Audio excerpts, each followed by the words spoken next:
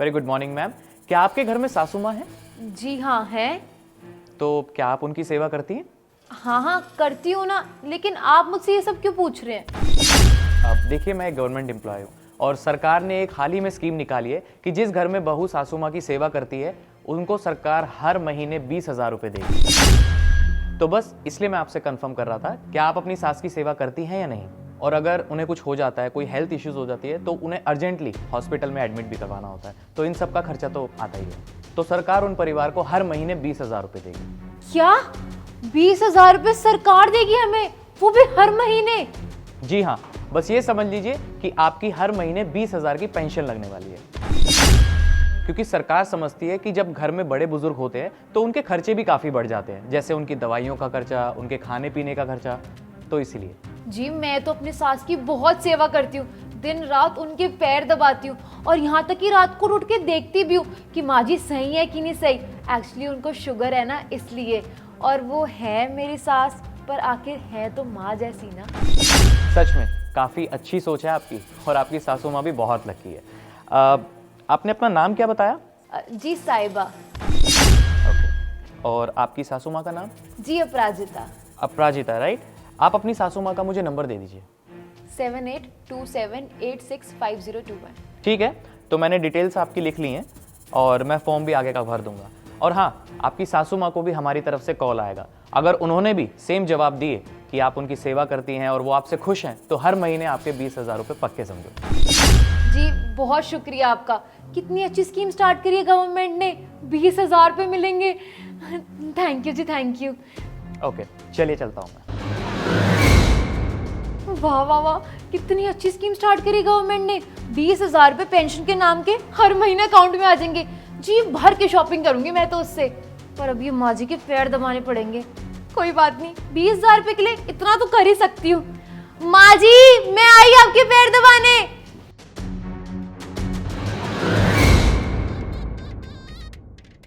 लाओ ना मम्मी जी, मैं आपके पैर दबा देती हूँ। क्या बात है बहू, आज तो तू मेरे पैर अपने आप दबा रही है। वैसे मैं दिन में तुझे कितनी आवाज मारती हूँ कि बहू मेरे पैर में दर्द हो रही है, मेरे पैर दबा दे, तब तो तू मेरी आवाज सुनती नहीं है। आज कैसे?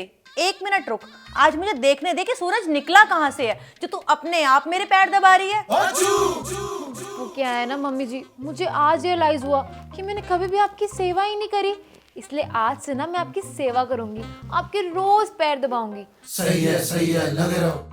आप हो मेरी सास, पर हो तो आखिर मेरी माँ जैसी ना। और वैसे भी ये घर परिवार ही मेरा सब कुछ है। चल शुक्र है, तेरे को अक्ल तो आई थोड़ी सी, जो तू अपनी सास की सेवा करने लग गई है, नहीं तो पहले तू मुझे पूछती ही नहीं थी। शुक्र है भगवान जी आपका बहुत बहुत। मम्मी जी सरकार ने एक सर्वे करी है, तो जब भी आपको फोन आए और वो आपसे पूछे कि आपकी बहू आपकी सेवा करती है कि नहीं, तो आप ना उनकी हाँ में हाँ मिला देना। और अगर मैं ना बोल दूं तो? नहीं नहीं मम्मी जी, अगर आप ना बोलेंगी तो हमारे घर की तो इज्जत मिट्टी में मिल जाएगी। आप ना मत बोलना, उसका क्या ही फायदा होगा। बस जब आपको फोन आए ना, तब आप उनको बोलना कि मेरी बहू तो मेरी बहुत सेवा करती है, उनकी हाँ में ना हाँ मिलाना बस आप। अरे तू बिल्कुल भी टेंशन मत ले, अब तू मुझे बोल रही है ना, तो मैं उनकी हाँ में हाँ मिला दूंगी। आखिरकार तू मेरी बहू है, मैं तुझे मना कैसे कर सकती हूँ। बड़ा ही दर्द हो रहा है मेरे पैरों में। 33 दबा, ये हाथ मत रोक बस तू। इसकी बहन क्या? सही है, लगे रहो।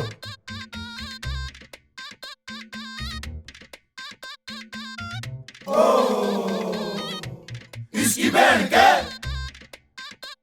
खींच दे मीटर।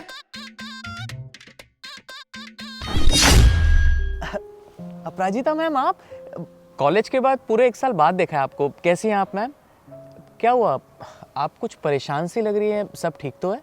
क्या बताऊं बेटा, जब तुम लोगों को मैं कॉलेज में पढ़ाती थी ना, तो मेरा टाइम अच्छे से यूटिलाइज हो जाता था। और अब जब मैं वहाँ से रिटायर हो चुकी हूँ, तो घर पे मेरा टाइम पास ही नहीं हो पाता है। मुझे घर पे कोई पूछता ही नहीं है। सारा दिन एक बंद कमरे में मैं अकेली बैठी रहती हूँ। और अकेले बैठ बैठ के ना बेटा, मैं बहुत ज़्यादा परेशान हो गई हूँ। कुछ तो मेरी वैसी तबीयत भी ठीक नहीं रहती है, करूँ क्या। और कुछ अकेले बैठ बैठ के वैसे मैं बहुत ज़्यादा दुखी हो चुकी हूँ। तुम लोगों के साथ थी तो तुम लोग कितनी रिस्पेक्ट करते थे।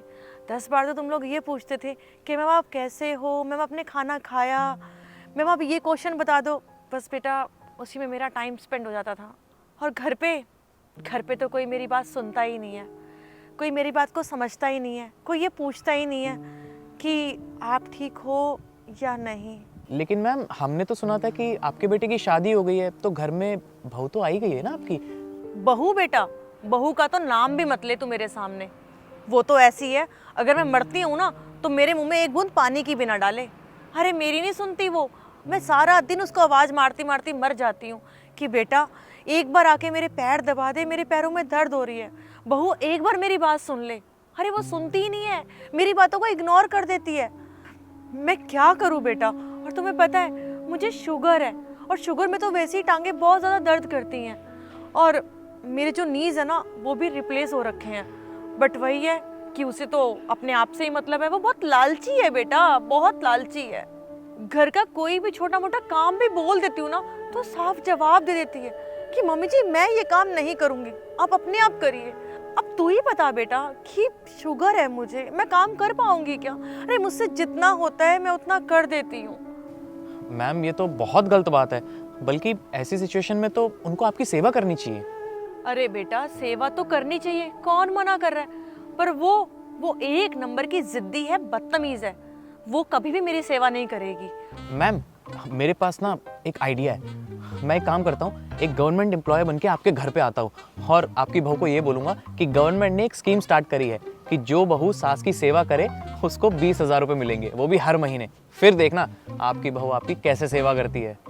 क्या पता पैसों के लालच में आके वो आपकी सेवा करनी स्टार्ट कर दे। हाँ बेटा तुम बिल्कुल सही कह रहे हो, ये प्लान जरूर कामयाब होगा। तुम्हें पता है मेरी बहू ना बहुत लालची है, लालच में आके वो ये काम जरूर करेगी। मैम अब आप टेंशन मत लीजिए, और हाँ आप ना परेशानी में बिल्कुल ठीक नहीं लगते। हाँ ऐसे ही स्माइल करते हुए अच्छे लगते हो आप। वाह भाई वाह डीजे।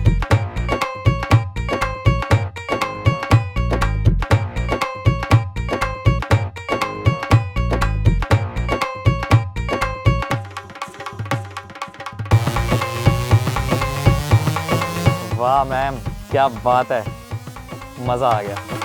चलो जी मिशन सक्सेस।